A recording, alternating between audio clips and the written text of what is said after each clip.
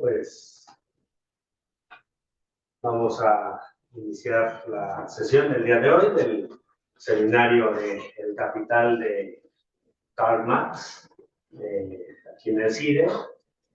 Recordar que estamos discutiendo el tomo 2 de El Capital. Estamos discutiendo el capítulo número 9, el 9 y el 10, que son los que quedamos para el día de hoy. Y son dos capítulos que son parte de la sección segunda del tomo 2 del Capital. Son capítulos que ayudan a desarrollar el argumento principal que Marx está planteando a lo largo de toda esta sección, que tiene que ver con entender la rotación del capital y entender también cómo los diferentes componentes del capital están rotando, digamos, en el sistema, ¿no? Entonces, un poco también como para poner a colación algunas cuestiones que han salido en sesiones anteriores. Hay que recordar varias cosas. La primera, tener en mente que Marx está estudiando en el tomo 2 del Capital el proceso de circulación. Y el proceso de circulación es un proceso que es un segundo momento después del proceso de producción, pero que en realidad son una unidad, tanto producción como circulación. Producción y circulación son una unidad entre ambos, y, digámoslo así, representan parte del proceso de reproducción, ¿no? Que Marx entiende la reproducción, como lo hemos visto en el tomo 1 del Capital, y aquí también lo vamos a ver más adelante, se entiende como recreación de las condiciones de producción y de circulación, ¿no? Eso es la reproducción del capital desde el punto de vista marxista. Y recordar que la caracterización que hace Ernest Mandel cuando habla del capital, del tomo 2, él se refiere a esa esfera de la circulación que se puede entender como el mercado. Entonces, digamos, Marx está estudiando aquí el mercado. El mercado es lo apariencial, es lo que se ve, es la circulación. Y esa circulación de mercancías es lo que al final se va a estar mostrando como dinero que se cuenta, dinero que sirve para comprar y vender, y es ahí donde se adelanta el capital. Entonces, en esa parte es importante tener en cuenta eso. Se está estudiando el mercado, pero la gran diferencia de estudiar desde el punto de vista marxista el mercado, a comparación con otras perspectivas como la neoclásica, es que Marx todo el tiempo está pensando en la circulación como conectada con la producción. No puede haber una circulación sin mercancías. Las mercancías tienen que surgir de algún lugar, ¿no? En la economía neoclásica, en cambio, usualmente uno puede estudiar las mercancías sin necesidad de dar cuenta de su proceso de producción. Entonces, eso genera un cambio muy fuerte en la unidad de análisis, porque Marx está estudiando la circulación como conectada con la producción, ¿no? Y es un momento analítico, digámoslo así, como Gramsci en algún momento lo plantea cuando habla de las categorías de estructura y superestructura, le va a decir que son distinciones analíticas. Estas son también distinciones analíticas, son distinciones metodológicas, pero en la realidad producción y circulación siempre están unidos y siempre es una unidad, ¿no?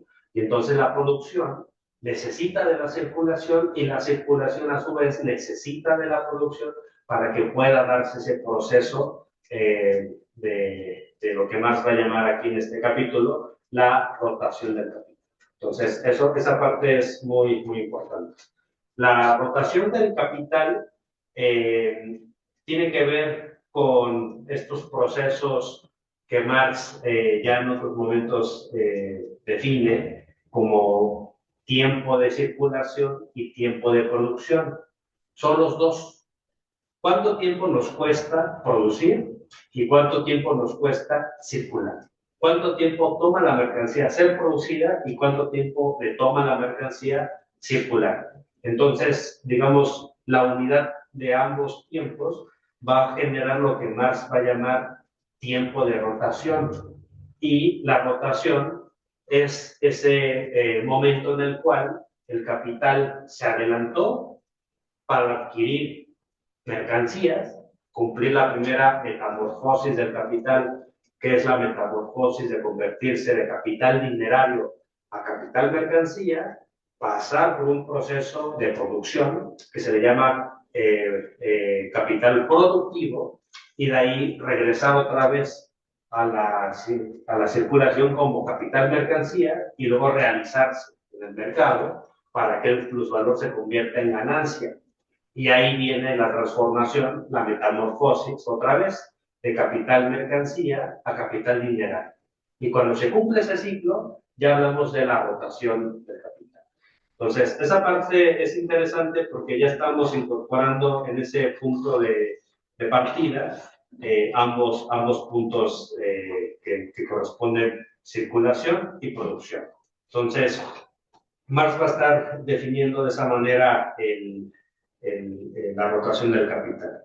Se adelanta el capital, sirve para adquirir diferentes mercancías y después estas mercancías se usan en la producción, se transforman en la producción, regresan a ser mercancías y se convierten después en dinero, cuando se compran y se venden en el mercado. Entonces, esa parte me parece que es muy importante mencionar. Pero también es importante mostrar que en diferentes niveles de análisis, la pregunta es exactamente cómo el capital circula, exactamente cómo el capital tiene este proceso de rotación. Y es ahí donde entran estas distinciones que ya habíamos visto en los capítulos previos, que es la distinción entre capital fijo y capital circulante.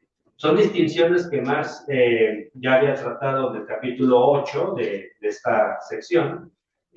Aquí, digamos, lo sigue desarrollando. Y la idea es cómo circula el capital fijo y el capital circulante. ¿Cómo es ese proceso en el cual rota este capital? Y la manera en cómo va a ir rotando este capital es por medio de diferentes aspectos. Digamos, la primera cuestión que hay que mencionar es que el capital circulante circula en general en su conjunto, dice Marx, in natura, porque pasa a formar parte de la producción final, ¿no? Es decir, pensemos en la producción de hot cakes, ¿no?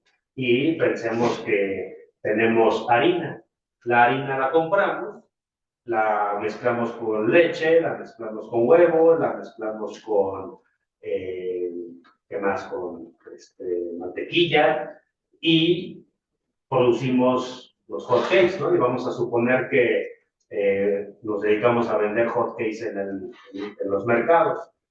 Todo lo que constituye estos productos entran a formar parte del hotcake o de los números generales del hotcake. Eso sería capital circulante, ¿no? Y eso pasa a formar parte en términos de su estructura material, pero también en términos de valor. Entonces la totalidad del valor se va metiendo, se va transfiriendo en la mercancía o el conjunto de mercancías que se van produciendo. ¿Qué sería el capital fijo? Para seguir con el ejemplo de los hotcakes, sería, por ejemplo, la parrilla. Sería, por ejemplo, si estamos rentando en algún lugar una habitación, una cocina, sería la cocina. Sería el conjunto de materiales como las espátulas, todas las herramientas que se usan para producir. Y entonces eso, la pregunta es cómo transfiere su valor. Y la transferencia de valor va a ser una transferencia gradual, va a ser una transferencia que se va a ir dando poco a poco, que va a aparecer como depreciación. Y esto va a formar parte, gradualmente, de las mercancías finales, del valor de las mercancías finales. Es importante decir que tanto capital circulante como capital fijo, es importante decir que los dos son producto del trabajo que Marx en otros momentos llama trabajo pretérito, trabajo muerto, tanto el capital fijo como el capital circulante.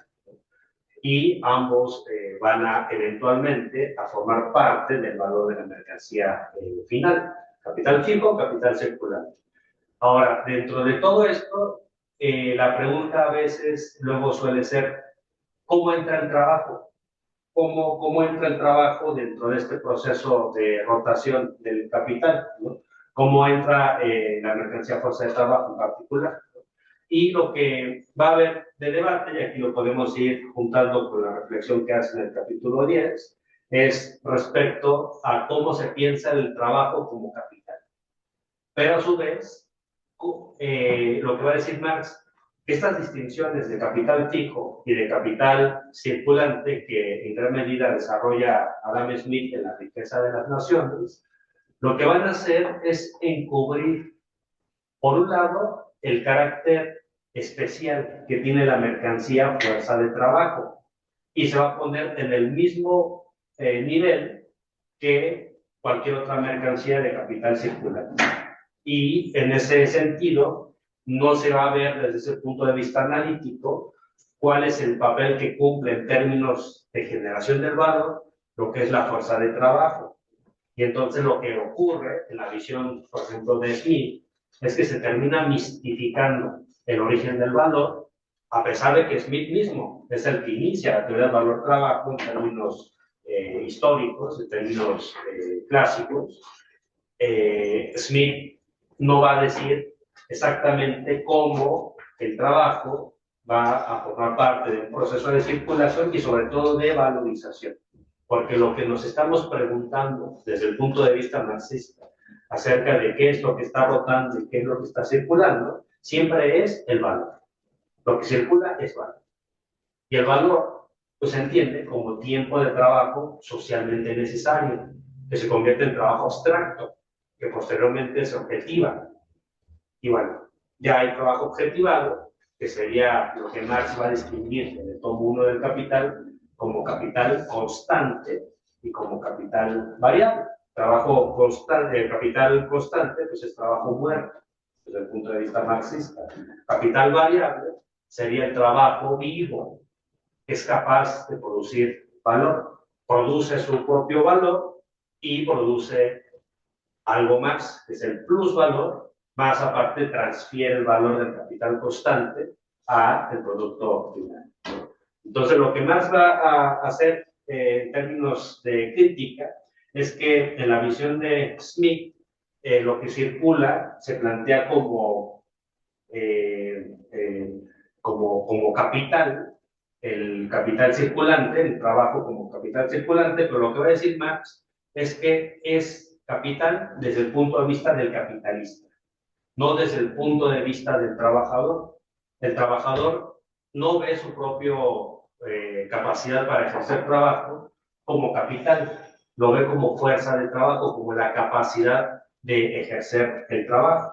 Entonces, en ese sentido, se va a hacer ese planteamiento, esa crítica, y, bueno, digamos, dentro de la visión que se va generando en términos de cómo circula el capital circulante y el capital fijo, pues está, digámoslo así, el tema de que el capital fijo no se deprecia igual y no se transfiere igual su valor todo el tiempo a las mercancías, ¿no? Y bueno, recordemos unos ejemplos que en la sesión pasada platicábamos de cómo Marx, cuando ve el tema de la transferencia de valor, a veces lo que se cree que es fijo, resulta que no es tan fijo, ¿no? Por ejemplo, el hecho de producir los rieles de los ferrocarriles, en el capítulo 8 decía Marx, pues se pensaba que estos rieles tendrían una vida útil de aproximadamente 100 años. Resulta que con el uso industrial capitalista tiene una vida de apenas 5 años.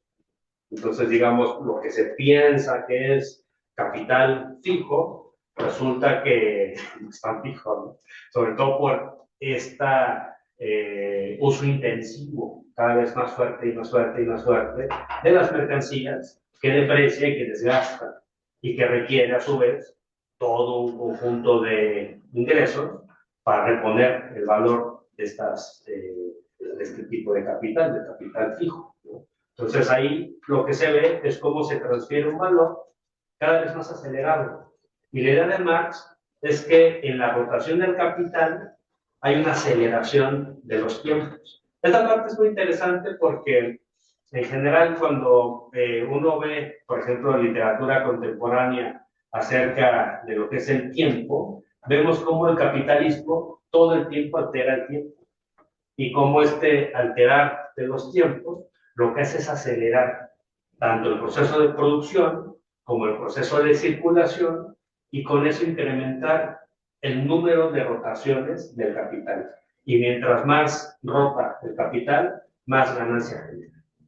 Entonces esa parte es muy interesante porque, digámoslo así, si nosotros retenemos esta definición que da Marx en el tomo 2 del Capital y también recordamos lo que dice constantemente David Harvey en sus obras, lo que vamos a ver es que el capital se entiende básicamente como valor en movimiento.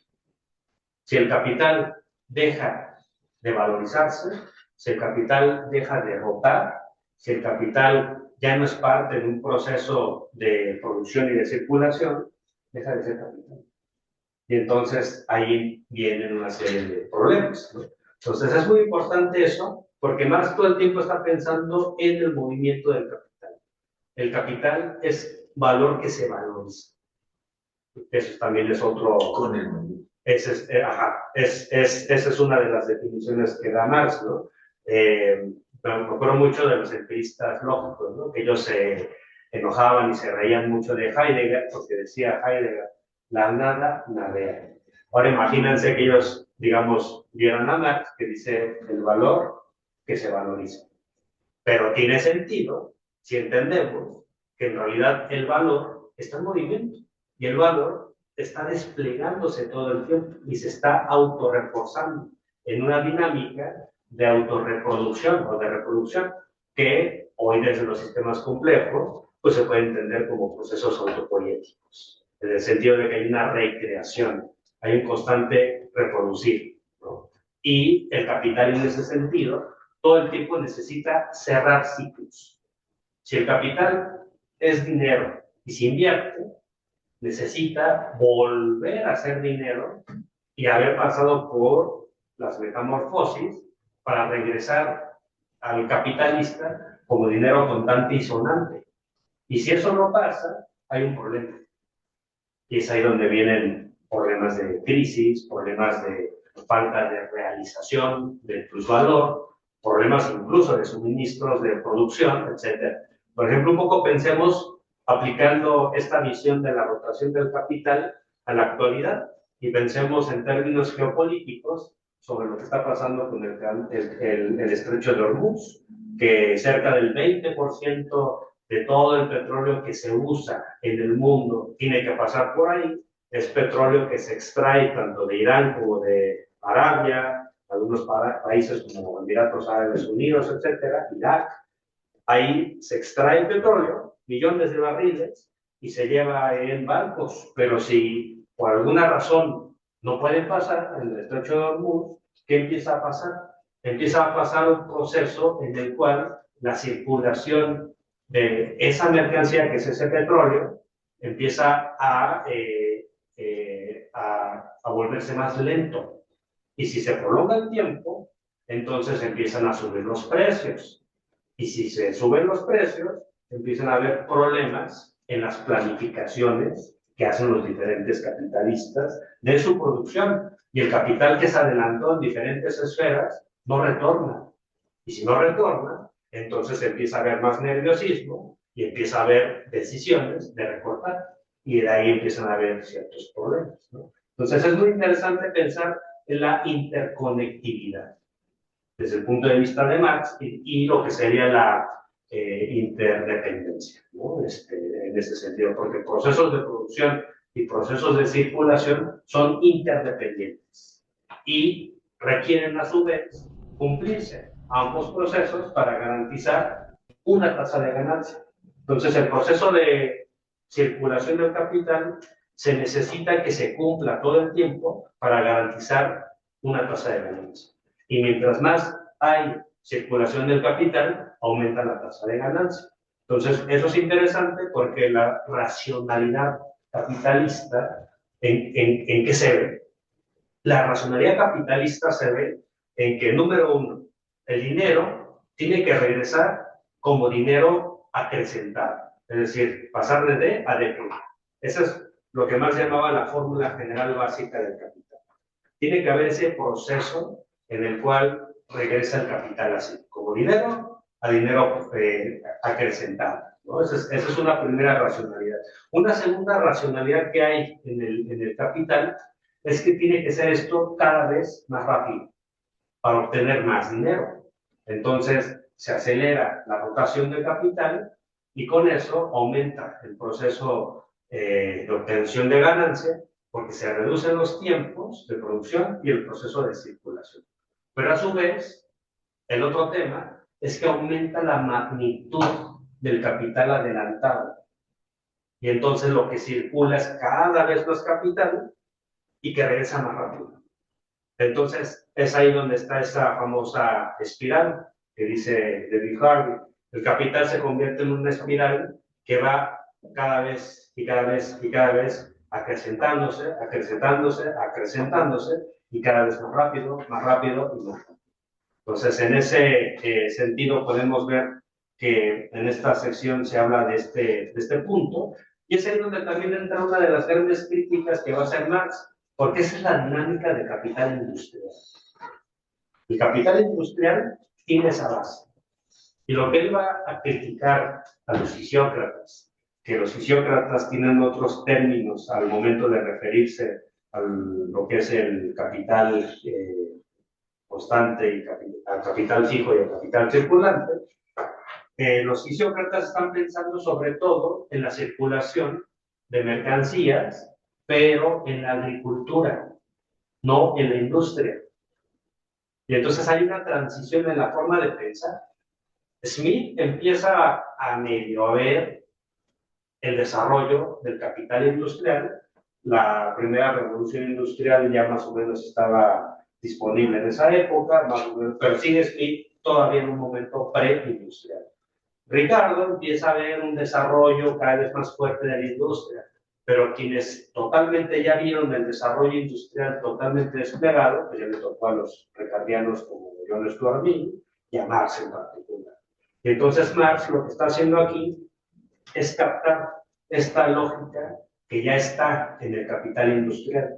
Entonces, capital industrial no solamente sería el capital que se invierte en una manufactura, que usa tecnología y que produce manufactura. Eso no sería solamente capital industrial. Desde el punto de vista marxista, estaríamos pensando que la industria es esa escala gigantesca con la cual se invierte y, digamos, se genera una mayor circulación, una mayor rotación del capital, porque el capital que se invierte es enorme en términos de capital fijo y de capital circulante. Y entonces ya las inversiones industriales generan escalas industriales de producción. Entonces con eso hay un proceso también de automatización del trabajo. Hay una industrialización también del sector agrícola. Se genera una agroindustria, diríamos, precisamente porque se usa todo un despliegue de capital para producir este tipo de mercancías. Y bueno, digamos un poco para ir concluyendo, esta sección es interesante para entender cómo se va cerrando esta visión, digámoslo así, de la circulación del capital. Aquí es importante decir que hay diferentes niveles de abstracción y cuando Marx está hablando de la circulación, no está hablando precisamente de valorización, ¿no? Está hablando de una esfera que es la circulación. Por eso no habla en este capítulo de capital constante y capital variable, sino de capital fijo y capital circulante, pero a su vez él hace una descomposición diciendo que el capital circulante pues también hay que distinguirlo y hablar en términos de que una parte de este capital es constante y otra parte es capital variable, ¿no? Entonces ahí todavía se vuelve más preciso en el análisis y ya con esta perspectiva termina de desarrollar su visión respecto a esto.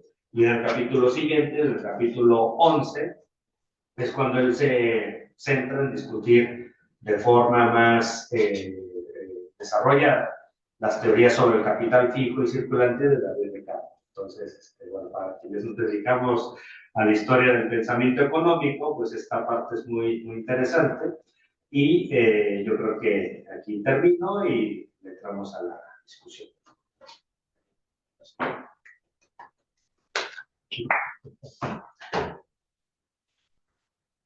No sé qué les pareció a los colegas y que ¿Voy? ¿Sí? No, bueno, primero, muchísimas gracias, Josafat, por la presentación, que siempre es una gran manera, ¿no?, de ver si las intuiciones, como has venido leyendo, se sostienen y veo que sí, ¿no? O sea, que más o menos la narrativa que yo me había ido creando con la lectura se parece bastante a cómo lo has descrito, ¿no? Y claro, justo este capítulo donde él además se pone a discutir a fisiócratas y bueno, a Kenney y a Smith, como que es súper interesante, ¿no? Ver qué es lo que está viendo y qué tipo de crítica así como más fina va haciendo. Lo único, eso, ¿no? Como que yo...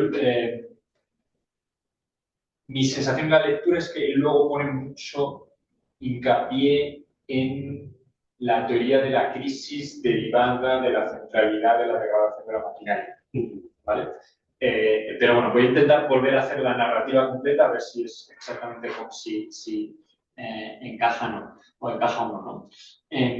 Lo primero, ¿no? Pues esto que tú lo has explicado muy bien, ¿no? La diferencia entre capital fijo y capital circulante, ¿no? Que sería dentro del capital productivo una diferencia que está basada, tú lo has mencionado varias veces, básicamente en si transfiere valor de golpe o gradualmente, ¿no? El capital fijo lo transfiere gradualmente, ¿no? Que es la idea que tenemos de la maquinaria, y por lo tanto tiene una vida, ¿no? Pero dice 5 o 10 años, ¿no? Como que hasta lo cuantifica. Y el capital circulante, que en cambio transfiere valor de una vez, donde está incluido también la fuerza de trabajo, ¿vale? Claro, aquí es donde yo entiendo que está, o sea, en la centralidad que tiene el capital fijo y el proceso de degradación, yo entiendo que él describe que ahí hay una especie de motor, que es lo mismo de la tasa decreciente, la tendencia creciente de la tasa de ganancia, ¿no? O sea, que este capital fijo que se va degradando, que se degrada tanto físicamente como moralmente, ¿no? Como dice, que la degradación moral entiendo que es la pérdida de actualidad, ¿no? Y de que hay tecnologías nuevas, en cierto momento que eso también tienes que volver. Entonces, cuando se va degradando el capital, hay un nuevo ciclo de inversiones para volver, digamos, a actualizar este capital fijo, y en ese ciclo de inversiones el resultado es que la composición orgánica es más alta. Y, por lo tanto, digamos, acelera también este proceso de disminución de la tasa de ganancia, ¿no? O sea, que este también es otro de los motores que estaría en su teoría de la crisis, y que esto es lo que nos llevaría entonces después a o una crisis de sobreproducción, ¿no? Porque esta inversión constante que tiene que haber para volver a generar un capital fijo que te permita competir, pues puede, ¿no? En algún momento, ¿no? Habla incluso de que puede empujar hacia crisis de sobreproducción, como a la crisis más estructural, ¿no? Cuando la presión sobre la tasa de ganancia, ¿no? Y la composición orgánica sube. No sería como las dos vías que él está describiendo, pero lo que mi pregunta, bueno, no pregunta, pero como mi intuición al leerlo es, él todo el rato está insistiendo en que en el centro es ver qué es lo que le pasa al capital fijo. O sea, que ver qué es lo que sucede al capital fijo es lo que te da la dinámica de la circulación y, por lo tanto, la posibilidad luego también de ruptura y crisis, ¿no? O sea, este es un punto. Un segundo punto que me parece muy interesante es cómo esto está vinculado a lo que ve de positivo y negativo en Kenney y en Smith. Si estoy entendiendo bien, lo positivo que ve en Kenney, que que aparte está bueno porque, y esto tiene que ver con conversaciones que tenemos, como que da a entender todo el rato esto de que en el fondo lo de quién es un modelo y de que esa es la parte que él ve como positiva y que no ve en Smith, pero en Keynes sí vería un modelo, ¿no? Y él sí vería que eso es una... Pero bueno, le hablo, esto es como un subdebate, digamos, ¿no? Pero como que lo hemos discutido mucho, ¿no? De esto que en Marx y la cuestión de la modelización, aquí da a entender que lo que le atrae, digamos, de Keynes es que se puede leer como un modelo, pero sobre todo el tema de que los fisiócratas no pierden de vista la producción. Mientras que Smith lo lee, digamos, desde el lado de la experiencia de un mercader, vamos a decir, no, de un comerciante, mientras que los fisiócratas lo que a él le llama la atención, lo que él dice que es importante es que ellos, en cambio, como están pegados a la tierra y sí quieren ver qué es lo que sucede con la producción de valor, aunque luego se equivoquen, digamos, no viendo que el trabajo es el elemento fundamental, pero al menos se quedan en el lado de la producción, cosa que en cambio Smith no hace. ¿No? Y que entonces en su mirada, en Smith, en cambio, que esta es la otra cosa interesante, que hace una especie como de historia conceptual de la distinción capital fijo, capital circulante, ¿no? Y de cómo cada uno la va entendiendo. No me he puesto a leer todavía el de Ricardo para no adelantar, pero entiendo que ahí también va a haber un punto interesante, que en Smith la diferencia en capital fijo y capital circulante es si se queda en la tienda o sea, si cambia de manos o no, creo que así lo dice, ¿no? O sea, y sería la visión de un comerciante, ¿no? De ver si una cosa se queda, digamos, dentro de la tienda o es una cosa, digamos, que en cambio luego empieza a circular y tiene distintas manos, ¿no? En Smith esta es la distinción. Entonces, claro, Smith mete dentro del capital circulante la fuerza de trabajo, porque Smith lo que no tiene es la distinción entre capital constante y capital variable. ¿No? Y entonces, si tú en cambio lees capital fijo y capital circulante desde el marco de la diferencia entre capital constante y capital variable, entiendes que materias primas y fuerza de trabajo pueden ser ambos capital circulante, pero que son dos cosas distintas. ¿No? Y que en cambio es lo que no ve Smith. Y lo que además, que esto sabes que también me interesa a mí también, aquí estaría también una especie de explicación de por qué Smith no ve o no tiene una teoría de la crisis y esto más que yo estoy viendo que ni siquiera usa el concepto de crisis Adam Smith. O sea, no entra dentro de su marco mental, ¿no? O sea, sí cree que puede haber momentos donde los mercados financieros, digamos, suben, bajan, etc., pero no usa la palabra crisis para describir nunca lo que sucede en el sistema. Y aquí Marx estaría tratando de dar una explicación básicamente de por qué, ¿no? Y que vendría con esta cosa de que si tú no tienes en cuenta la diferencia capital constante y capital variable, cuando describes fijo y circulante te quedas en una distinción un poco demasiado física en la idea de si las cosas cambian de mano o no, como lo dice así. Entonces, bueno, nada, esta es como mi lectura, claro, luego cuando he terminado me queda con la duda de qué es lo que va a decir sobre Ricardo, ¿no? Que entiendo que si le da un capítulo propio es porque le va a dar más hincapié, pero que, o sea, el punto un poco de lo que quiero deciros ahí respecto a tu presentación, y no sé qué piensen los demás en la lectura, es que creo que es muy central este tema de la guerra, o sea, de ver qué es lo que sucede con la maquinaria es al final lo que habría que mirar en términos de diagnóstico, que está también en las crisis actuales. O sea, que en el fondo el productivismo, o sea, todo el rato es una insistencia de que la esfera fundamental sigue siendo la producción y que por lo tanto sí, podemos hablar de qué es lo que sucede en la circulación, pero si queremos entender qué es lo que está sucediendo, hay que ver el recambio, o sea, la circulación de la producción, o sea, la circulación de las máquinas. ¿No? O sea, qué es lo que está pasando así ahí con el capital constante. ¿No? O sea, pero bueno, esta es mi lectura y ha sido... Me han gustado estos capítulos, digo, especialmente como veo siempre a un Marx muy lúcido cuando discute con sus contemporáneos. O sea, yo ahí es cuando entiendo mejor lo que está queriendo decir. Su especificidad. ¿No? O sea, y entonces tener un capítulo entero, digamos, de discusión a mí me ha servido mucho, ¿no? Para aclarar algunas cosas. Nada, este era mi comentario.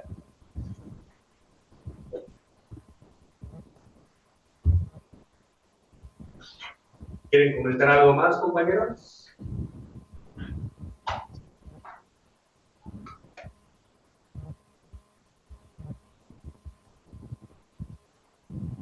No les estamos viendo, pero no sé si levantan la mano. Creo que Julio quería comentar algo, ¿no? ¿Qué tienes tú? Ok, aquí está Carolina, Arturo, Erika, Jesús Ibáñez, Mario Mendoza, Miguel Eduardo, Moisés. Ahí les enviamos un cordial saludo a todas y todos. Bueno, Miguel Eduardo quiere hablar. Adelante, compañero.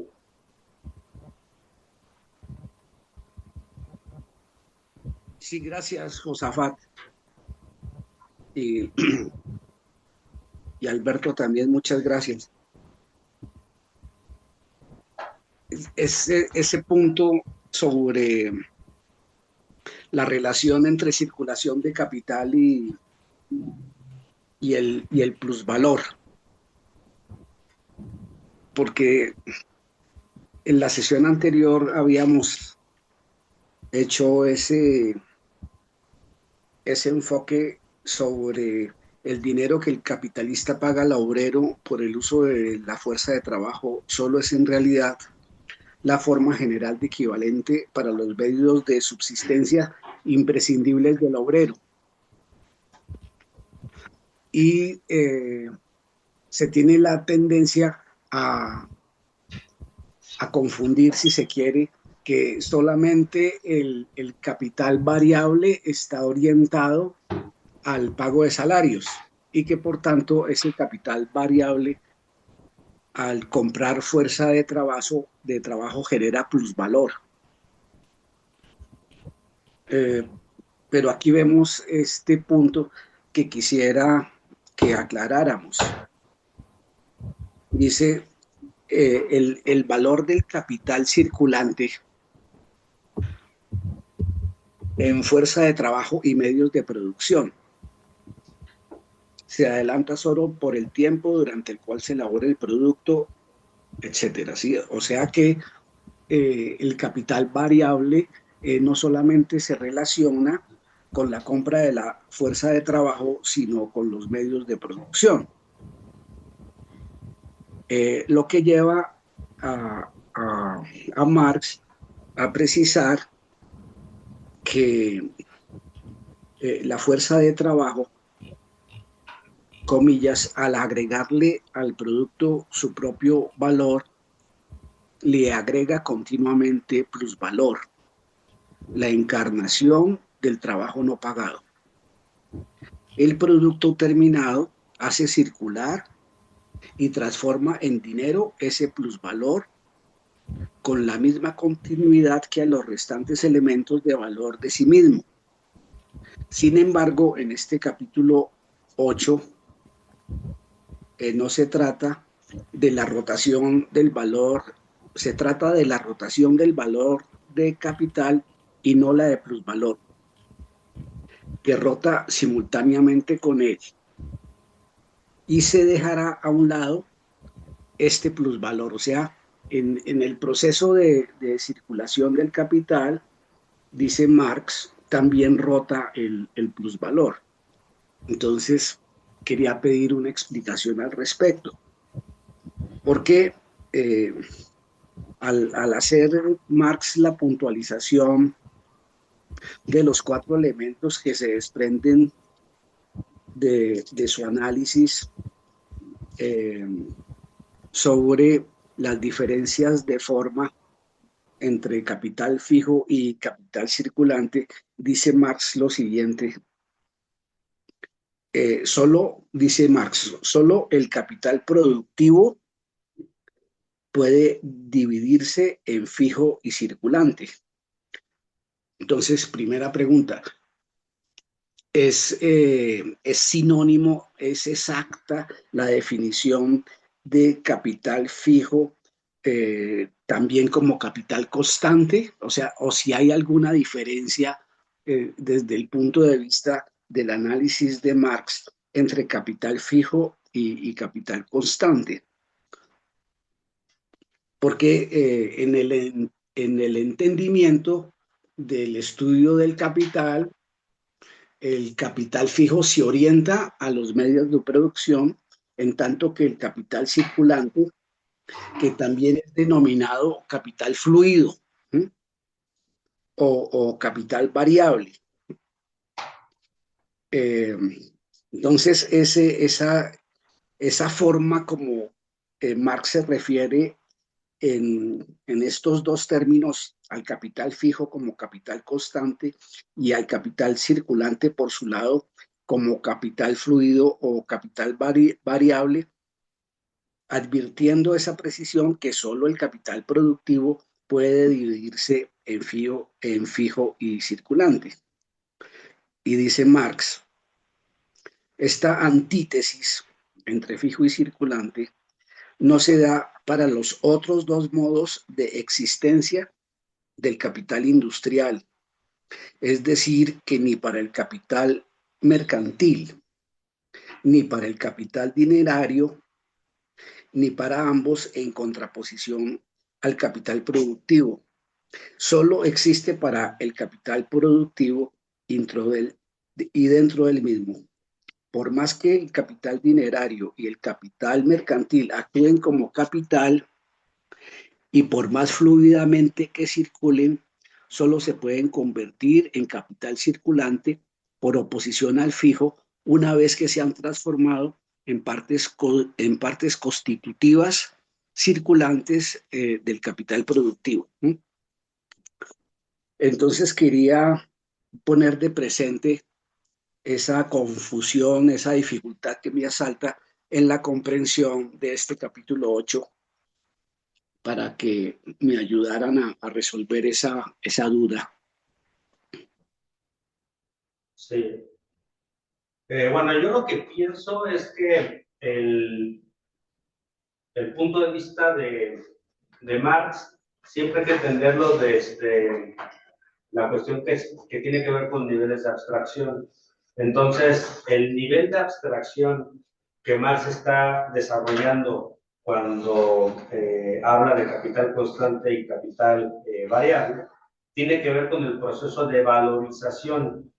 Y este proceso de valorización, recordemos en el capítulo 5 del tomo 1 del Capital, tiene que ver con cómo se transfiere y cómo se crea valor. Cómo se crea el valor que después se va a convertir en el plusvalor, ¿no? Entonces, el nivel de abstracción tiene que ver con algo relacionado con el proceso de trabajo. Y ese es el nivel de abstracción que Marx está teniendo en consideración cuando plantea la distinción entre capital constante y capital variable, porque la pregunta es acerca del valor. Eso es un tema importante. Lo segundo es que cuando se plantea el tema relacionado con capital circulante y capital fijo, ahí la pregunta es acerca de cómo circula el capital. Y es ahí la pregunta que tiene que ver con los fisiócratas, que tiene que ver con el punto de partida de los fisiócratas que decían el adelanto primitivo o de inversión, por decirlo así, y los réditos que genera ello. Entonces ahí es donde entra esta caracterización pensando que el nivel de abstracción no es cómo generas el valor, sino cómo regresa el capital. Y eso involucra un proceso de valorización. Voy por una compañera que acaba de llegar, pero ahorita le vuelvo a incorporar esto. Sí, yo por continuar esto, como decía José, yo también entiendo, lo entiendo así, es decir, el eje, digamos, capital constante, capital variable, es la pregunta sobre si crea o no crea valor nuevo, ¿no? Digamos, es el problema de la valorización. Y el eje capital fijo, capital circulante es cómo se transfiere este valor, si lo hace gradualmente o de una sola vez. ¿No? La pregunta que tú hacías, es decir, la maquinaria no es al mismo tiempo capital fijo y capital constante, pero las materias primas no son también capital constante, pero capital circulante. ¿Me explico? Y la fuerza de trabajo es capital variable en el eje de la creación de plusvalor, si crea plusvalor nuevo, y es capital circulante en el eje, digamos, de cómo transfiere valor, porque lo transfiere de toda una vida y hay que reponerlo completamente por los medios de subsistencia, ¿no? Este es el esquema que yo manejo. O sea, no sé si es claro. Sí, Alberto, si tú tienes ahí el volumen 2, Sí. donde está de lo analizado hasta ahora, resulta lo siguiente, el punto 1, ¿no? Perdón, dime una referencia para que la busque. Dice, O sea, ¿qué capítulo y qué antes, parte? 3 párrafos antes de la parte 2 sobre partes constitutivas, reposición, reparación, acumulación de capital fijo. Antes de ese apartado 2, Muy bien, este aquí en este apartado, entonces me voy para atrás y dice, sí. estamos,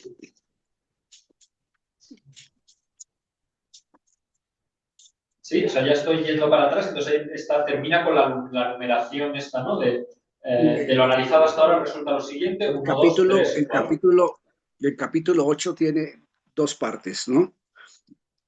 La segunda parte se denomina partes constitutivas, reposición, reparación, acumulación del capital fijo. Sí, Y antes de esa parte 2 hay una conclusión de la parte 1 que comprende 4 conclusiones. sí, muy bien, aquí Al, estamos, sí. final, al finalizar la primera conclusión, dice Marx, estas 2 formas del capital residen en la esfera de la circulación. La economía, desde Adam Smith, se ha dejado inducir en el error. Como veremos, debe reunirlas con la parte circulante del capital productivo bajo la categoría de capital circulante. Son en realidad Sí. capital de circulación, por oposición al productivo, pero no son capital circulante por oposición al fijo. Entonces, Sí. el reto es lograr asimilar esa crítica que hace Marx a Adam Smith y si realmente esa confusión se resolvió a partir de esa observación que hace Marx al error en la economía de Adam Smith en la confusión en cuanto a que solamente se produce la diferencia entre capital fijo y circulante con relación al capital productivo, más eso no sucede con relación al capital mercantil ni al dinerario. Ese es el punto, Alberto. O sea, Sí, lo que yo... Sí, sí, termina, sí, perdona. no, son esa precisión que hace Marx en la crítica a Smith. Sí. Y Lo si, que yo y si, entiendo aquí... y si hemos logrado asimilar en la lectura del Capital esa sutileza que tiene una profunda implicación para entender cómo se da la extracción de plusvalor. Sí, o sea, lo que yo entiendo aquí, digamos, de la crítica a Smith es las categorías de capital fijo, capital circulante, Marx, digamos, las encuentra en Adam Smith y están, digamos, en la economía política clásica de distintas maneras, igual que con los Fischer, etcétera, o en Ricardo. Entonces, él lo que dice es, el problema de Adam Smith es que al no separar en su análisis lo productivo de lo circulante, es decir, no haber hecho primero una reflexión sobre dónde se crea el valor, ¿no? O sea, la diferencia de capital constante y capital variable, le lleva a meter la fuerza de trabajo en la misma categoría de las materias primas como capital circulante. En cambio, Smith dice o sea, que aunque las podamos entender como capital circulante, hay que entender la diferencia que tienen como capital constante y capital variable. Esto es lo que yo entiendo que él le critica a Adam Smith, que Smith no puede ver esto porque no ha hecho, digamos, todo lo que él ha hecho en el tomo 1 y por lo tanto, efectivamente, el tema del plusvalor. O sea, que es la diferencia fundamental entre Marx y Smith, aunque usen... O sea, el problema yo creo que él ve, o está viendo aquí, es que se usan las mismas categorías pero con significados diferentes. O sea, cómo las usa Smith. Entonces está tratando de explicar cuál es el error, porque qué es lo que no le permite ver a Adam Smith. Así yo lo interpreto.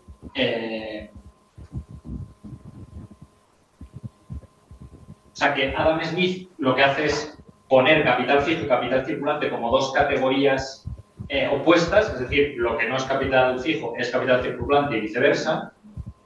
Y lo que dice, no, esto dice por oposición al productivo, pero no el capital circulante por oposición al fijo, ¿no? Que esto es lo que estaría haciendo. Entonces, en cambio, si tú has hecho antes la distinción entre capital productivo y capital circulante, te permite entender la especificidad que tiene la fuerza de trabajo, aunque sea capital circulante. Esto yo es lo que entiendo.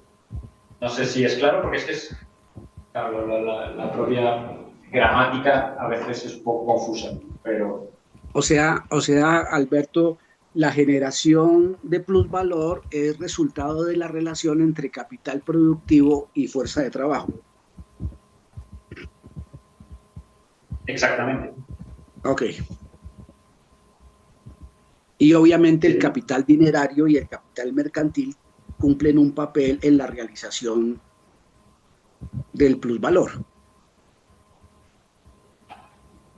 Sí, eso es lo que yo entiendo. A ver ahora cuando vuelva un momento Josafat, pero sí, yo lo estoy entendiendo así como tú lo describes. Pero esto que decía Josafat de las diferentes esferas de abstracción creo que es el punto clave para manejar las categorías como en diferentes lugares. Sí. Pero bueno, no sé si hay más intervenciones o cosas también para ayudarnos a reflexionar colectivamente sobre esto que plantea Julio.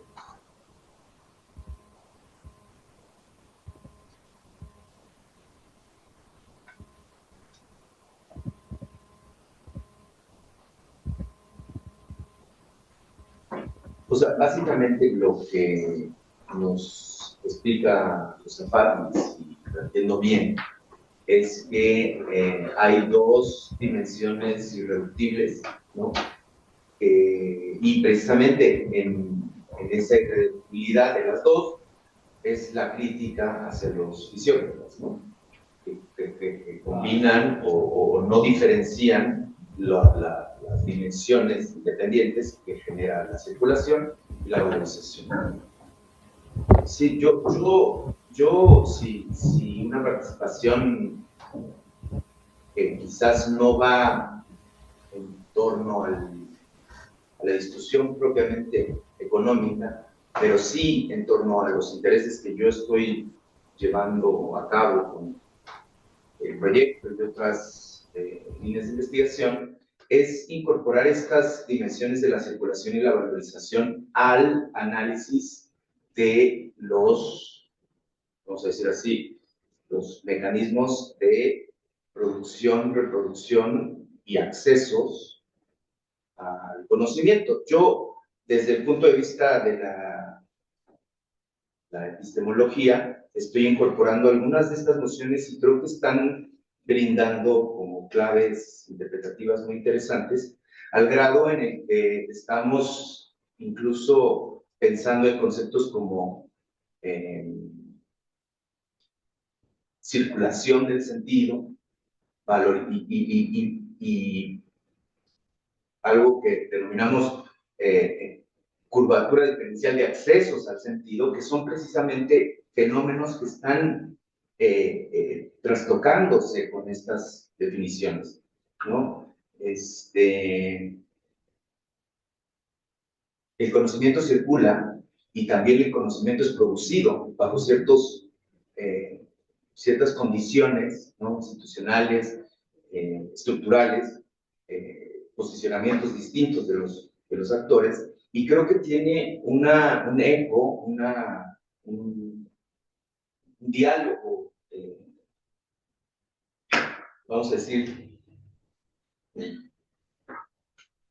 Hola. Hola, ¿qué tal? Estamos recibiendo a nuevas incorporaciones. Pues saludos, Pero bueno, ¿no? yo les comento a los que están llegando, estaba yo participando un poquito en la reflexión que se está dando en torno a la noción de, bueno, la diferenciación de los procesos de circulación y valorización, y estaba diciendo que yo mismo estoy llevando estas reflexiones al terreno de la epistemología, ¿no? ¿Cómo es que podemos voltear a ver el problema del conocimiento como algo que circula y como algo que se produce bajo ciertas condiciones, y esas dos fenómenos que están aquí en esta sesión del seminario puestos sobre la mesa, son muy sugerentes para entender las dinámicas mismas, las dinámicas estructurales, ¿no?, que yo estoy analizando. Pero bueno, había otra conversación que estaba pendiente, ¿no? Y quizás podemos continuar con más participación. Y solo te enseño, José Juan, que Eduardo nos llamó la atención a este final del punto 1, ¿no? O sea, por más que el capital dinero y el capital mercantil actúen como capital y por más fluidamente que circulen, solo se puede convertir en capital circulante por oposición al fijo una vez que se han transformado en partes constitutivas circulantes del capital productivo. Pero como estas dos formas de capital residen en la esfera de la circulación, la economía desde Adam Smith se ha dejado inducir por el error. ¿Cómo veremos de reunirlas con la parte circulante? El capital productivo bajo la categoría de capital circulante. Son en realidad capital de circulación por oposición al productivo, pero no son capital circulante por oposición al fijo. Entonces, la pregunta que le estaba haciendo era como de entender bien este esquema, ¿no? Sí, claro. Y continuamos con esto de lo que tú estabas diciendo de la...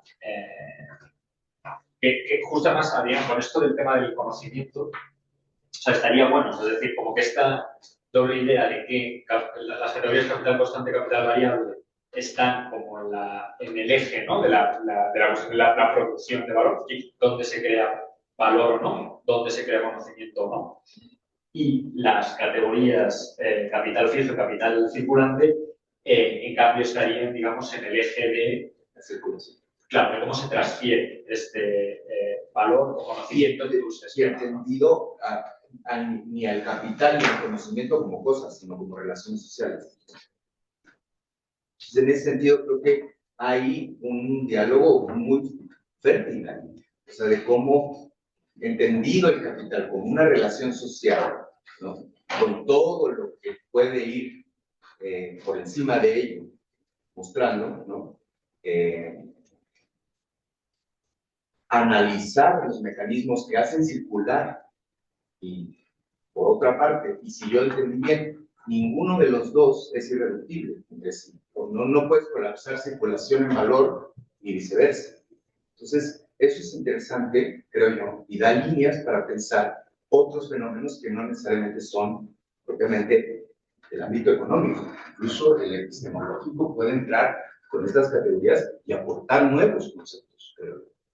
Sí. Bueno, aquí lo que me parece que hay respecto a lo que pregunta Miguel Eduardo y lo que acaba de leer Alberto, porque estamos leyendo el tomo 2 del Capital, estamos en la sección segunda del tomo 2 y estamos discutiendo la noción de capital fijo y capital circulante de Marx en comparación con los clásicos, ¿no?, y con los fisiócratas. Por lo que acabas de leer, lo que más está ahí preocupándose es por distinguir, por decirlo así, el tipo de capital que sirve para la circulación y el tipo de inversiones, el tipo de costos, que luego más en otros momentos llama capital circulante, pero que llama costos de circulación y los costos de producción. Y hay, digamos, costos de producción que sirven para la valorización capitalista, ¿no? Ya hay costos de circulación que no generan valor, pero que a su vez son necesarios para que el valor se pueda convertir en mercancía y posteriormente se pueda realizar sus valores en ganancia. Entonces me parece que va por ahí lo que aquí dices de Marx, ¿no?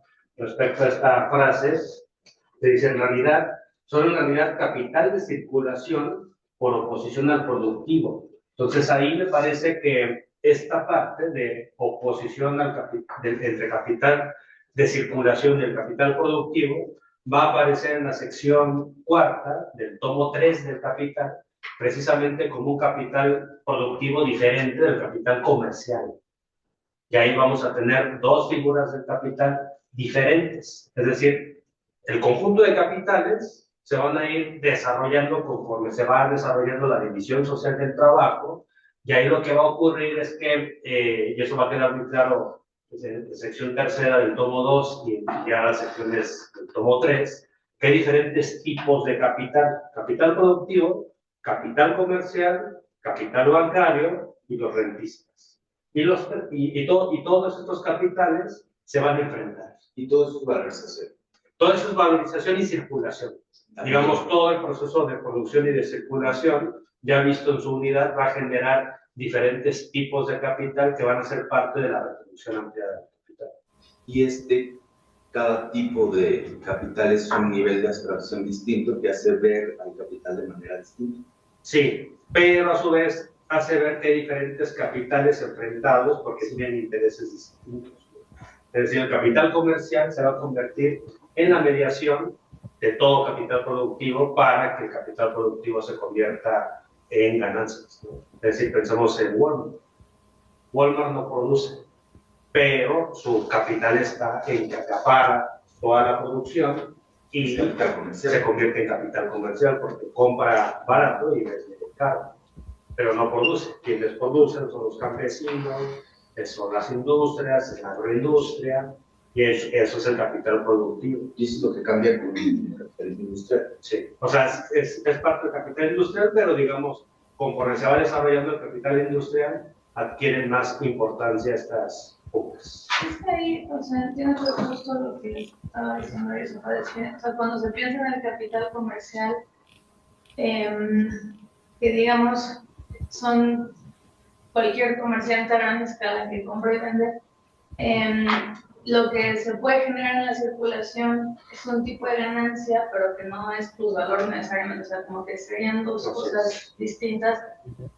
Cuando en otros momentos Marx señala que, o sea, la ganancia se genera sí, no en circulación, pero no exactamente, y que todos estos, digamos, otro tipo de economistas han puesto la atención a que nada más se genera justo esto, en la circulación, pero no en la dimensión de la producción. Y entiendo que lo mismo sería para el caso del capital financiero, no bancario, donde puede generar ciertas ganancias, pero que no, eso no necesariamente es plusvalor, porque para la generación de plusvalor se tiene que pasar sí o sí por la dimensión de la producción, porque solamente el trabajo vivo genera, o sea, digamos, lo que ya vende el capital comercial es trabajo muerto, ¿no?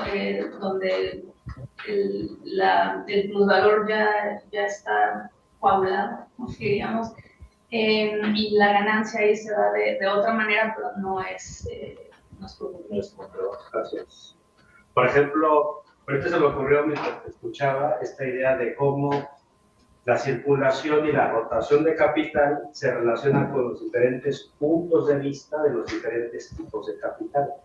Por ejemplo, el capital bancario lo que hace en términos de circulación y de rotación es que parte a partir de dinero que se presta, pero no se valoriza desde el punto de vista del banquero ese capital.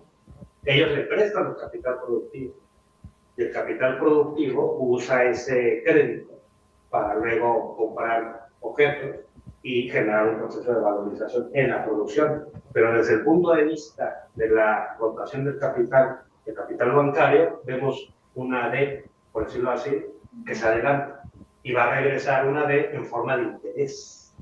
Eso es lo que ellos van a pedir, ¿no? Entonces la rotación desde el punto de vista del capital bancario es de prima, sin pasar por un proceso de producción, y eso, digámoslo así, es posible porque existe una producción que genera valor, ¿no? Entonces, la tasa de interés es posible porque hay una producción social de valor, y entonces lo vamos a ver en las siguientes secciones, y en particular en el tomo 3 del Capital, lo importante es la masa de plusvalor. Y cómo la masa de plusvalor que se produce por todo el capital industrial de una sociedad, toda esa masa de plusvalor, cómo se reparte. Y es ahí donde entran las diferentes pugnas entre la propia clase capitalista. Y es ahí donde entran estas tensiones, y eso puede generar pugnas interburguesas que pueden ser más o menos. Y ahí el Estado entra. El Estado entra.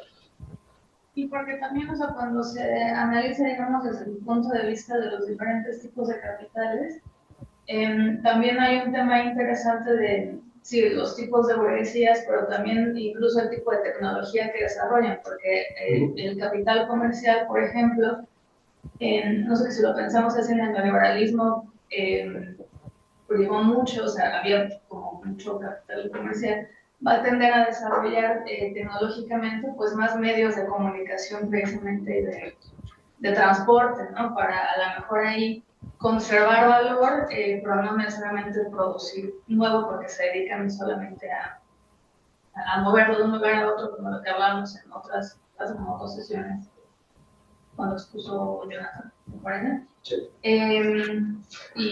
Y incluso el capital financiero pues también desarrolla otro tipo de tecnologías, a lo mejor justo algoritmos, este tipo de cuestiones, mientras que el capital industrial pues tendería a desarrollar formas de técnica para ir automatizando el trabajo, la intervención del trabajo vivo, y digamos, incluso, o sea, para Marx sería como que este tipo de capitales los puedes encontrar a lo mejor en otros momentos de la historia, porque antes del capitalismo pues ya hay bancos y hay mercantiles, ¿no? O sea, que venden y compran, pero eso justo no son ganancias propiamente capitalistas, porque no está pasando por ahí el plusvalor necesariamente. Y fueron, Julio había pedido la palabra y ahorita. Julio, adelante. Hola, buenos días. Bien, pues creo que queda bien claro lo que ustedes han expuesto sobre el proceso global de capital. Y creo que se retomaría la idea del fetichismo en el sentido de que existen varios tipos de capital y de que a veces estos hacen una confusión sobre el origen del plusvalor, que sería también el origen de la lucha de clases, que esto tampoco hay que dejarlo a un lado y siempre hay que tenerlo presente. Porque de no ser así, entonces nos estaríamos confundiendo entre los conceptos de plusvalor, ganancia, acumulación originaria y demás. Entonces yo creo que sí, Marx va construyendo una arquitectura nueva para entender la economía global del capital, y como bien dice Josefat, esto tal vez lo deje más claro en los capítulos más adelante, sobre todo cuando se toca el tema, toca Marx el tema de la fórmula dinero, mercancía, dinero, prima. Es decir, entramos ya a una economía rentista, financiera, que evidentemente tiene su origen en todo este proceso de producción, circulación, mercantilización y demás.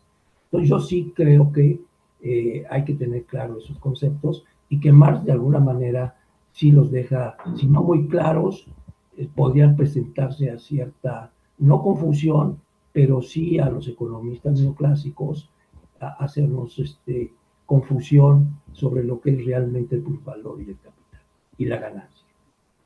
Gracias. Sí, no, y quizás hilvanando estas últimas dos participaciones, un poco lo que decía Perla sobre los nuevos tipos de burguesía, ¿no? Del liberalismo, y esta otra comentario que se suma para mostrar que hay una cierta como confusión o ruido en torno a quién es quién, es un poco lo que de alguna manera Varoufakis intenta explicar, ¿no? Saliéndose un poco del propio régimen del capitalismo. Lo que a mí me queda clarísimo, y esto es algo que me llevo yo para mi propio trabajo, es esta idea de que el capital no existe como un punto situado y fijo, sino que existe en virtud de su circulación, es decir, es el flujo, ¿no? Y esto creo que, o sea, su sustancia es la circulación. Entonces, eso creo yo que nos puede ayudar en muchos ámbitos de aplicación conceptuales. Y no sé si esta discusión de Varoufakis entra justamente por lo que intenta innovar él, es precisamente este fetichismo que hay a partir del neoliberalismo con toda esta nueva, estos nuevos personajes que emergen a partir de ese modelo, muy basado en la globalización. Sí. Por ejemplo, a mí me parece que dentro de los temas que se han tratado y que yo creo que es muy interesante ver, es cómo el desarrollo del sistema capitalista, conforme va pasando el tiempo, el capitalismo industrial va dependiendo cada vez más de un sistema de crédito. Y el sistema de crédito cada vez se vuelve más necesario, más importante, y a su vez también va dependiendo cada vez más de un sistema global de comercio, ¿no? Para que el sistema capitalista pueda realizar toda la producción y convertir esa producción en mercancías que se venden en el mercado y el plusvalor global se pueda realizar. Entonces, aumenta cada vez más la dependencia del capital industrial, de los ciclos del capital industrial, de los ciclos del capital comercial y a su vez de los ciclos del capital bancario, del capital financiero. Y ese proceso gradualmente va convirtiendo, y eso es parte de las discusiones del imperialismo que se dio en la época de Hitler, de Lenin, etcétera, que hoy llamamos financiarización, y que en gran medida lo que hemos trabajado sobre la economía de Estados Unidos es que el desarrollo industrial de Estados Unidos devino en la formación de una economía profundamente financiarizada. Y eso llevó gradualmente a que hoy Estados Unidos sea una economía capitalista más desindustrializada y más financiarizada. Y que hoy frente a China no puedan competir porque China está desarrollando todo un capital industrial con el Estado dirigiendo, y ahí la guerra comercial pues la va perdiendo Estados Unidos frente a China, porque hay diferentes momentos y estadios del desarrollo del capital en uno y otro país. Y en el caso de Estados Unidos, la financiarización devino en rentismo. Entonces, el rentismo es un tema que lo va a tratar Marx, sobre todo en el tomo 3 del Capital, pero aquí el punto del rentismo es que el rentismo eventualmente se va convirtiendo en una especie de parasitismo del propio capital industrial, porque va succionando plusvalor y ese plusvalor no regresa al proceso de producción y de circulación. Entonces se convierte en un tipo de plusvalor totalmente ocioso, que ni siquiera sirve al propio proceso de acumulación y de valorización del capital. Este no tiene nada que ver con la tasa de crecimiento. Tiene que ver con eso, pero digamos, lo importante es que el rentismo va en contra de la rentabilidad del capital industrial. Y conforme va pasando el tiempo, el capital colectivo, que sí usa Marx ese concepto, se va fragmentando. Y estas fragmentaciones devienen en crisis, y es un tema muy interesante, y eso lo vamos a ver en la sección tercera del tomo 2 del Capital. Los momentos de crisis son momentos en los cuales el capital pierde su unidad de clase. Es el saldo desequilibrado. Y cuando ocurre eso, se tienen que restituir los equilibrios. Eso lo vamos a ver en la sección tercera con los esquemas de reproducción. Y ahí lo que queda muy claro es el tipo de tecnología también que cada tipo de capital va a producir. Por ejemplo, los que se dedican a producir puramente capital fijo o medios de producción, y los que se dedican a producir medios de subsistencia. Son dos tipos de capital industrial ahí, y que a su vez también van a tener conflictos entre ellos. Entonces es interesante esa parte, porque aquí lo que más se está planteando es la posibilidad de los desarrollos capitalistas, pero también la posibilidad de las crisis. Y eso me parece que es interesante en la medida en que nosotros, cuando estamos aplicando la crítica de la economía política a fenómenos contemporáneos, pues tenemos un mapa conceptual. Estamos, por decirlo así, como dirían los matemáticos, mapeando tenemos una función, por decirlo así, de las diferentes posibilidades del desarrollo de la crisis, y ya cuando vemos el hecho en particular, ya lo podemos mapear y decimos, lo que está pasando, por ejemplo, en Irán, puede generar un problema de crisis global, energética y también de producción y también de circulación de mercancías, precisamente porque está generando obstáculos para la valorización del capital y para la circulación de capital. Entonces, todo el tiempo también habrá que integrar esa dimensión geopolítica, que, digámoslo así, constituye parte de la tarea que tienen los estados para garantizar la acumulación de capital. Que eso es un tema que, de hecho, Miguel nos platicó cuando expuso en el seminario hace como un semestre, ¿no? Aproximadamente, con Pachucanis, que justamente el papel que tiene el Estado en la visión de Pachucanis es que el Estado es producto de la forma valor. Y debido a que el valor necesita que se garantice los derechos de propiedad, se garantice los contratos, se garantice la propiedad privada. ¿Valor o propiedad? O sea, que se garanticen las propiedades, los contratos, los acuerdos legales. La forma de valor eventualmente deviene en forma de Estado. Y la forma de Estado, pues, es totalmente sometida al proceso de valorización capitalista, ¿no? Pero ahí cuando estás hablando de, no sé, capital financiero, todo cambia, ¿no? Porque va a normalizar en muchos sentidos. Entonces también la función del Estado, la estructura, digamos, de clases, etcétera, empieza a cambiar. Claro. Que creo que es un poco el resultado. O sea, ahí también me parece que pues, hay un momento en que en esa forma de valorización ya la relación, digamos, de trabajo entre la mercancía pues, es inexistente. O sea, es un valor que depende, digamos, de factores que están fuera del trabajo. O sea, y ya está completamente con su trabajo. Entonces, cambia también la relación de mercancía. Claro. Sí, yo también, o sea, ya cerrando algunas cosas, algunos puntos, ¿no? Yo también me quedo, digamos, de la lectura colectiva. Lo primero es como que yo mientras leía también como pensaba mucho en esto de cómo utilizamos ahora el concepto de economía real, ¿no? Que lo utilizamos como una especie, ¿no?, de dicotomía economía real y economía financiera. Si justamente no reproduce lo que Marx critica a Smith de verlo solo como capital fijo y capital circulante, ¿no? O sea, que en el fondo son un poco herederos de esta... de las que, no, en el fondo no, o sea, digamos, herederos de la mirada de Smith, que esa es la otra, yo creo, como cosa importante que tú has dicho también ahora, José Paz, que es que igual que en el tomo 1, en el tomo 2 sigue insistiendo mucho cuando hace crítica de la economía política, o sea, crítica de las categorías que sus contemporáneos o que habían pasado y estaban utilizando, insiste mucho en que el problema no es solo una especie de error lógico, sino de un error desde el punto de vista de lo que mira. Y que el error de Smith es mirar desde el punto de vista del comerciante. O sea, como que insiste mucho en este tema. O sea, que no es tanto que se equivoque en la lógica de lo que plantea, sino que no ve una serie de cosas porque las categorías salen, digamos, desde este punto de vista, igual que cuando dice cosas positivas de los fisiócratas, es lo mismo. Es decir, que la cuestión es que, ¿qué es lo que están mirando? Están mirando la tierra, están mirando la productividad de la tierra, y eso les hace acertar en algunas cosas.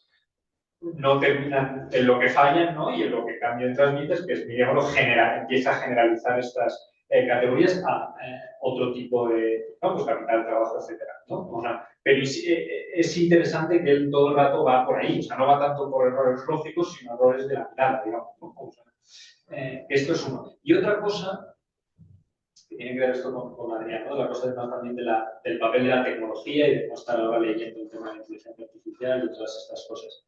Y es que en el capítulo este también pone el papel central que te dice todo el tiempo que hay que estar mirando qué es lo que sucede con el capital constante o el capital fijo.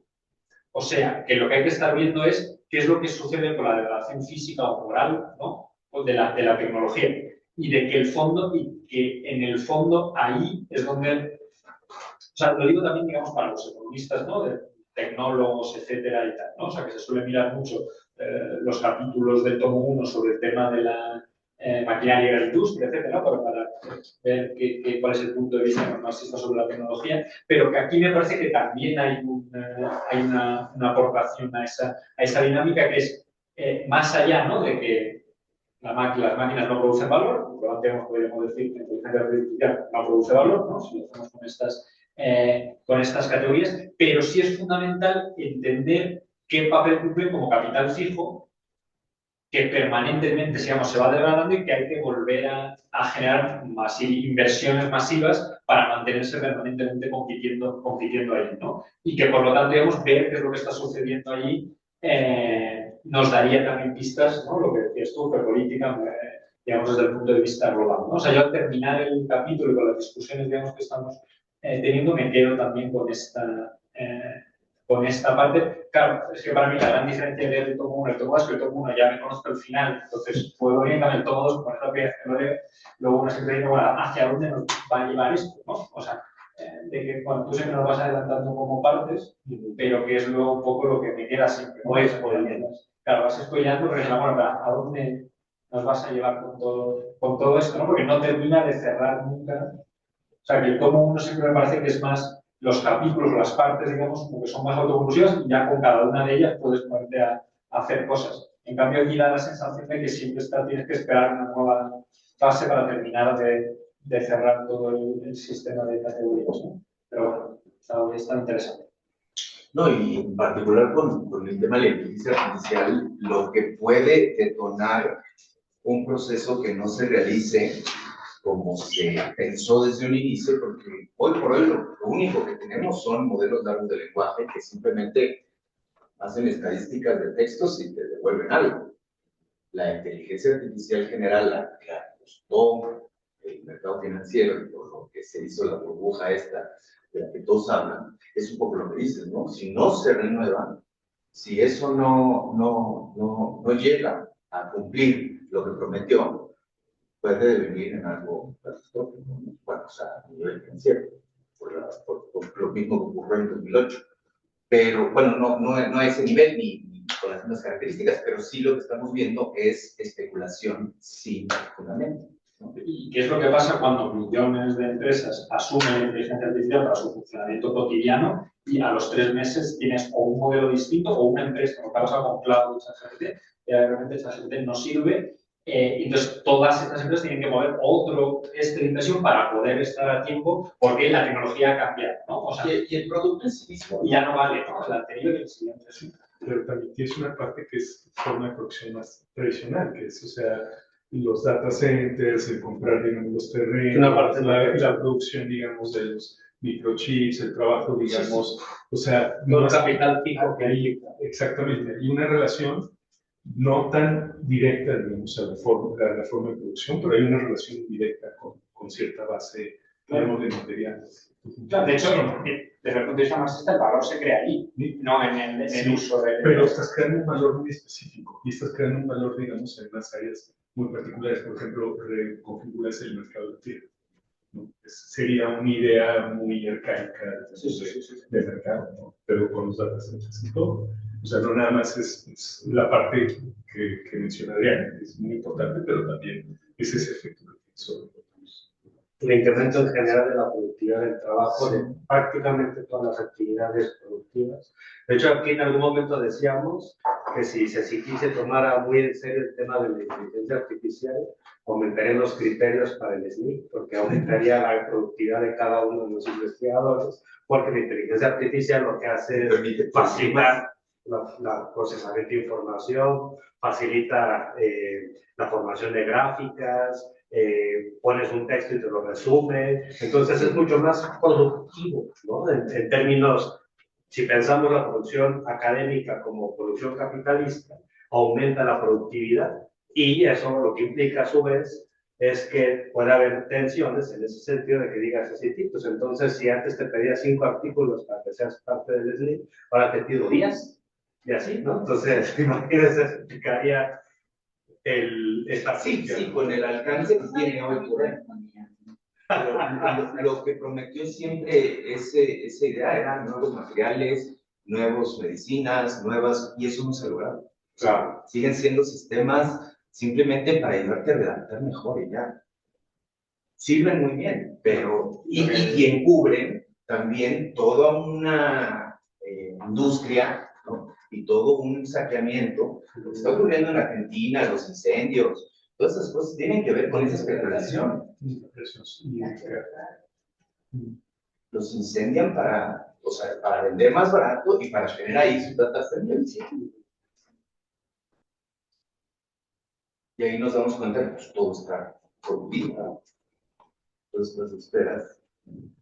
Un aumento de la productividad de nuestro trabajo aquí, una guerra en Taiwán por los microchips y un incendio en Argentina, ¿no? Pero que todo es... Y no se cumple la promesa. Una intervención militar en Irán, una intervención militar en Venezuela, una caída de un gobierno en Venezuela. No sé si en virtual hay alguien. Sí, Julio había pedido la palabra. ¿Julio? Perdón, Oye, Josefat, este tema que tocas, sin duda la geopolítica tiene que contar ahora también con un tema de valor. Pareciera separado de ello, pero no es así. Es decir, y el otro tema es el tema de créditos. Efectivamente, es decir, en tomos adelante vamos a llegar a un tema de crédito que hace funcionar la sangre del sistema capitalista. Sin este crédito, el capitalismo no tendría la fuerza y el poder de expansión que tiene. También tú mencionabas, y esto quisiera que lo ampliaras, no me quedó muy claro, el tema un tema de crediticio financiero bancario Estados Unidos, rentista, contra un capital industrial chino. Y aquí podría haber un contrasentido, un choque de regresar a una etapa industrial que, entre comillas, abandonó Estados Unidos y que retoma China, y que esto posiblemente ha generado crisis como cadenas de valor y todo lo que ya sabemos todos, ¿no? Es decir, ¿cómo se da, qué se esperaría de esta confrontación, digamos, industrial, financiera, Estados Unidos-China?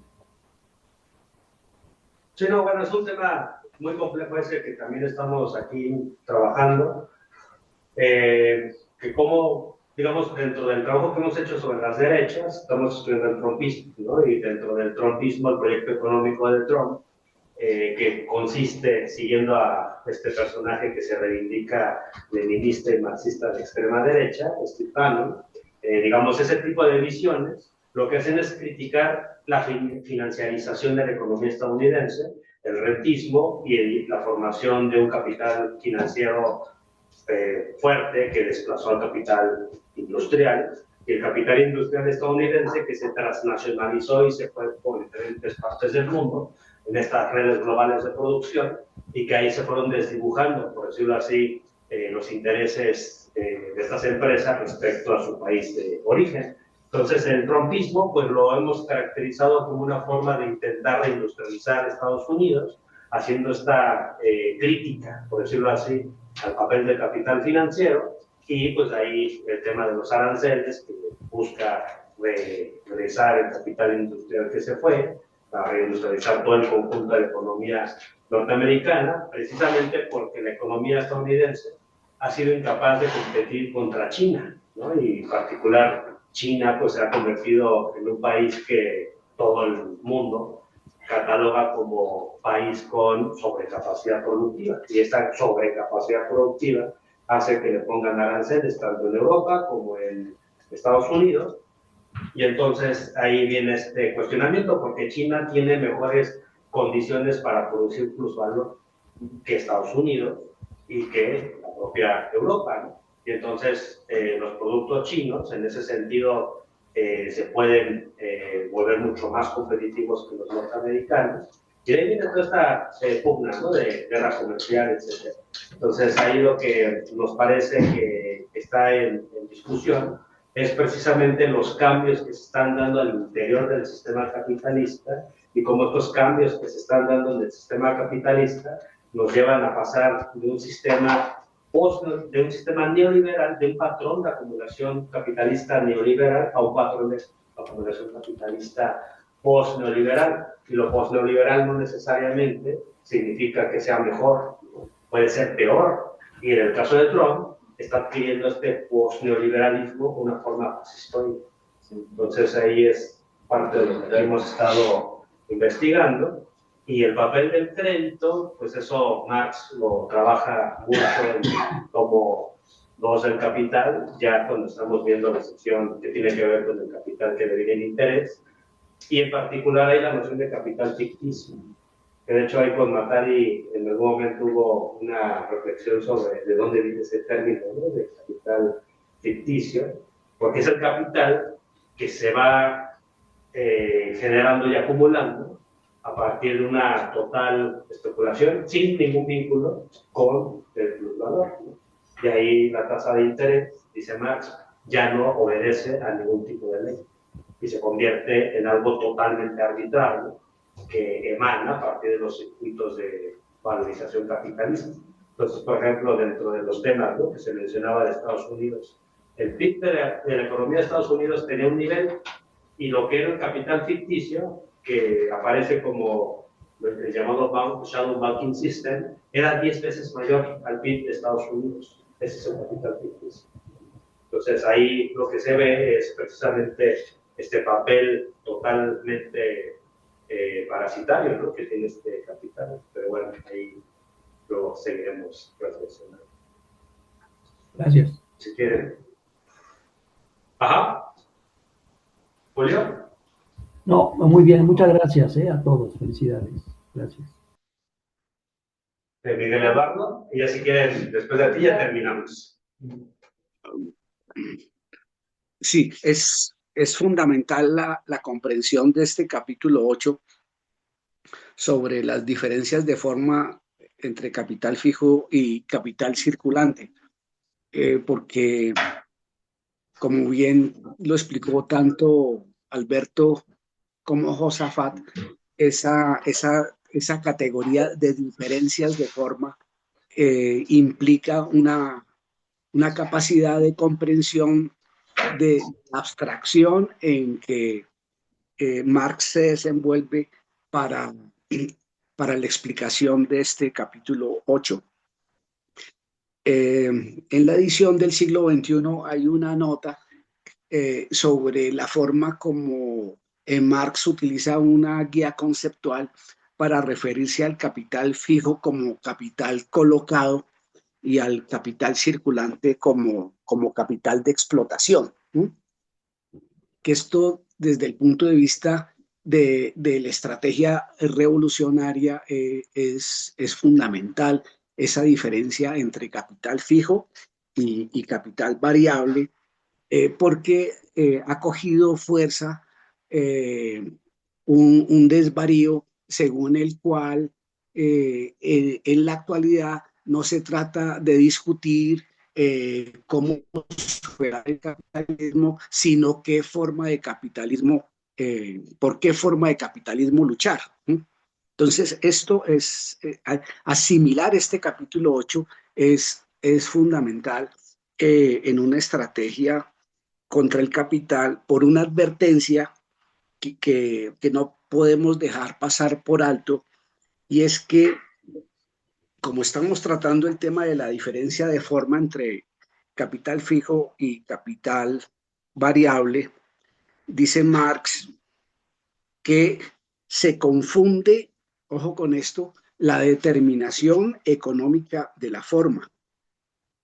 Determinación que resulta de la circulación del valor con una propiedad de cosa, como si cosas que en sí no son en absoluto capital, sino que solo llegan a serlo en determinadas condiciones sociales, pudieran ya de por sí y por naturaleza capital en una forma determinada, fija, de capital fijo o circulante.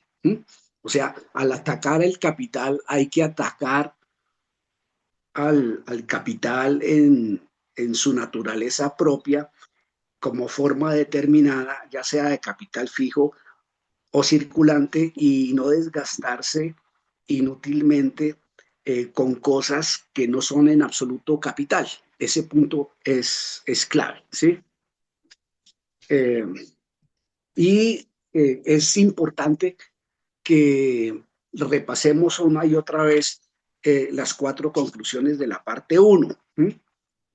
La primera conclusión es que, como explicó Alberto, en la crítica que Marx hace a Smith, es muy importante asimilar esa crítica de Marx a Smith, porque los defensores del capitalismo en sus 1001 formas desconocen que son en realidad capital de circulación por oposición al productivo, pero no son capital circulante por oposición al fijo.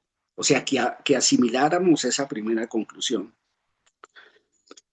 La segunda conclusión es que hay una diferencia sustantiva entre el capital fijo y el capital circulante, y es que el capital fijo en el mismo tiempo solo rota una vez, mientras que el capital circulante rota varias. En tercer lugar, dice Marx que el valor de capital desembolsado en capital fijo recorre durante el tiempo de funcionamiento de los medios de producción en los cuales existe el ciclo de sus formas, no materialmente, sino solo en cuanto a su valor, e incluso esto solo de manera parcial y paulatina. O sea, si los revolucionarios entendieran el alcance y el significado de estas diferenciaciones de forma que hace Marx, seguramente tendrían una mayor capacidad y una mayor precisión en cómo orientar sus energías.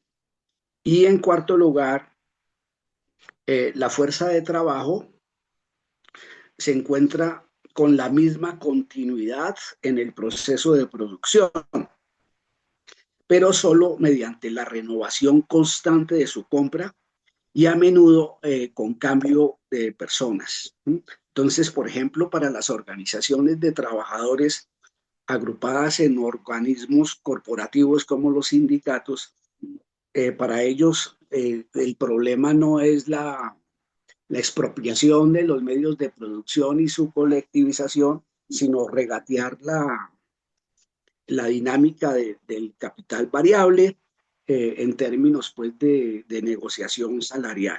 Entonces, es muy importante entender el alcance científico de la obra de Marx en la crítica al capital, no simplemente como un ejercicio académico, sino por la implicación que tiene la comprensión del capital en términos de asimilación de clase del capital, en términos de contrahegemonía cultural. Sí, no, es muy importante esto que dice Miguel Eduardo. Y también otra cosa como para mencionar que estos términos no solo son categorías de Marx y del siglo XIX y siglo XVIII y que son irrelevantes hoy, ¿no? O sea, el tema del capital fijo hoy se sigue midiendo en las cuentas nacionales, lo que es el INEGI, y en general pues todas las cuentas nacionales de todos los países tienen la categoría de formación bruta de capital fijo. Y es un término que se usa constantemente precisamente para hacer ver cuáles son las capacidades productivas que tiene un país para crecer.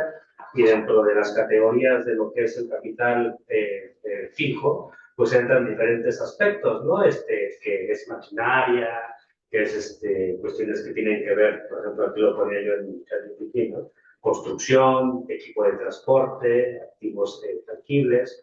Hoy el software, por ejemplo, invertir en software entra dentro de la categoría de capital fijo, porque es un capital que se usa para hacer muchas cosas, ¿no? O tema que tiene que ver con el desarrollo de trenes o camiones, aviones, toda la infraestructura, carreteras, fábricas, computadoras, herramientas, todo eso es capital fijo. Entonces, en los países se mide precisamente para saber también cuál es el grado de industrialización de un país. Y bueno, digamos, hay diferentes estadísticas. en el caso de la pandemia, pues lo que hizo fue minar en gran medida el capital fijo. Cuando el capital fijo se deja de usar, pues se deprecia, se descompone. Entonces el capital fijo siempre se tiene que estar usando. Es como una computadora que nunca usas, después la quieres volver a ver, la quieres prender, luego no jala, ¿no? O un coche viejo que lo quieres volver a prender, no prende. Entonces se tiene que estar constantemente usando para garantizar que siga, digámoslo así, cumpliendo con su función. Y la renovación del capital fijo es muy costosa. Entonces también esos son temas que constantemente salen dentro de la caracterización de Estados Unidos. Hablaba mucho de su capital fijo como ya viejo, como ya un capital fijo que no era suficientemente eficaz. Y si nosotros vemos, por ejemplo, todo el proceso de industrialización acelerado que está teniendo China, es mucha inversión en capital fijo, ¿no? Y como este capital fijo genera las condiciones para producir. Entonces yo creo que es muy importante una cosa que decía Eduardo, que tiene que ver con cómo la noción misma de capital se tiene que entender como valor en movimiento. Y ese valor en movimiento es lo que permite la reproducción social. Si el capitalismo entra en crisis, hay desempleo, hay salarios, la gente pasa hambre, etc., ¿no? Entonces, como está tan metido la reproducción del capital y la reproducción social en este sistema, pues estamos, en cierto modo, dependiendo de los ciclos del capital para que, por ejemplo, haya más contrataciones, haya más posibilidades laborales, etcétera. Siempre estamos en esa parte. Entonces, uno de los grandes retos es cómo hacemos que no se dependa de los ciclos del capital para que haya reproducción de la vida, para que haya una reproducción social. Cómo la reproducción social la hacemos independiente de la reproducción de capital. Si bueno, un poquito para hacer ahí marketing del libro de nuestra Patti, que recientemente se publicó, que se llama Vuelta a Loicos. Precisamente es un avance en esa perspectiva de plantear alternativas de reproducción social, recuperando pues la noción de hogar común, ¿no? La noción de naturaleza, que de hecho el compañero Eduardo seguramente le va a interesar mucho tu visión, tu libro, precisamente porque se busca crear alternativas al capital y a la reproducción social dentro del capitalismo, ¿no? Entonces, un poquito también para hacer comercial del libro que recientemente se presentó ayer, una parte, creo que mañana o algo, y se va a representar, ¿no? Entonces ahí para que también los y las compañeros también conozcan el trabajo de Patti. Y bueno, no sé si quieran cerrar, no sé si alguien más tenga algún último comentario y ya para eso quedamos que en el calendario, creo que es la siguiente semana, lo del capital fijo y circulante del Ricardo, y no sé si a ti te gustaría presentar eso.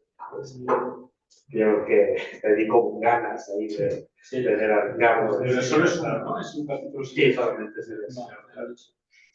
Sí. Clásico. Sí. Nada, yo me lo he hecho por el próximo. Vale, pues bueno, colegas, siempre es un gran placer. Pues el video quedó aquí grabado, lo vamos a subir después. Y bueno, estamos en contacto. Nos vemos. Hay saludos a Erika, a nuestra querida compañera Erika, al compañero Julio, Marce y a Miguel Eduardo. Estamos en contacto, nos vemos. Un fuerte abrazo. Chao. Chao.